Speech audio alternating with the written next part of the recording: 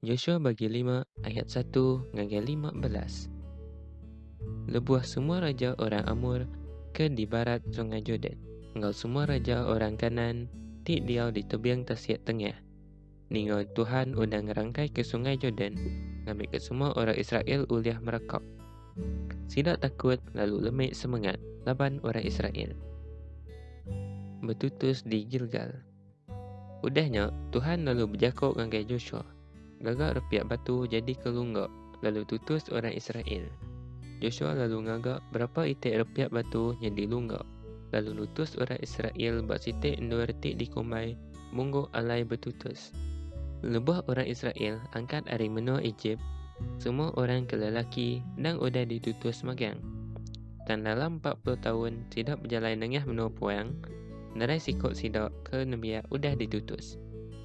Nambah kenyak, bak ujung 40 tahunnya, semua orang ketahu ngau berperang, lebuh sidak angkat dari menua Egypt udah mati magang.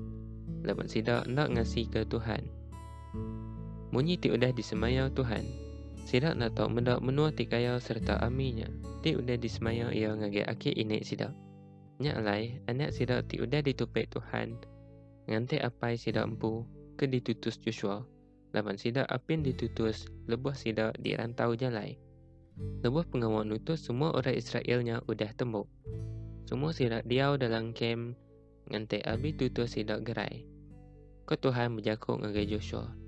Sarito, aku udah muai pemalu kita kenyadi ulun di menua Egypt. Nyak kebuah henduarnya dikumbai Gilgal. Lalu namanya mungkin dikenal nyentuh ngagai Sarito. Lebuh orang Israel, agi bak kem sidak di Gilgal. Bak emparan semak negeri Jericho.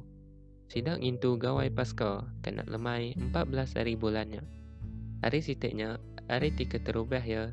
Sidak makai hasil hari utai ti ditanam di menua Kanan. Pemakainya kempiang ngaruti ti nak beragi. Lebuh mayanya, mana nadai agi lebuh hari langit. Lalu orang Israel nadai agi makai mana. Berangkat harinya, sidak makai pemakai ti ditanam di menua Kanan. Joshua ngau orang sikok ke bersenjata ke pedang. Lebuh Joshua datai semak ngagai negeri Jericho. Ia lalu terpedak ke sikok lelaki berdiri ari muaya, megai pedang. Joshua mansang ngagai ia, lalu nanya, kati nuan tok sikok ari bala kami, tok ke munsuh. Ukai bala kita, lalu ukai mega munsuh kita.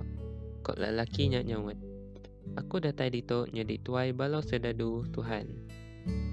Joshua lalu nyungkur ke diri di muaya, lalu nyembah ya. Kok Joshua berjakok, nama utai ti dia suah nuan kerja aku, ti ulun nuan tok Tuhan. Tuai bala sedadu Tuhan, lalu berjakok ngagai ia. Buka kasut nuan, laban nuan berdiri, mak tanah ti kudus. Joshua lalu muka kasut ia. Penghabis baca, Joshua bagi 5 ayat 1 hingga 15.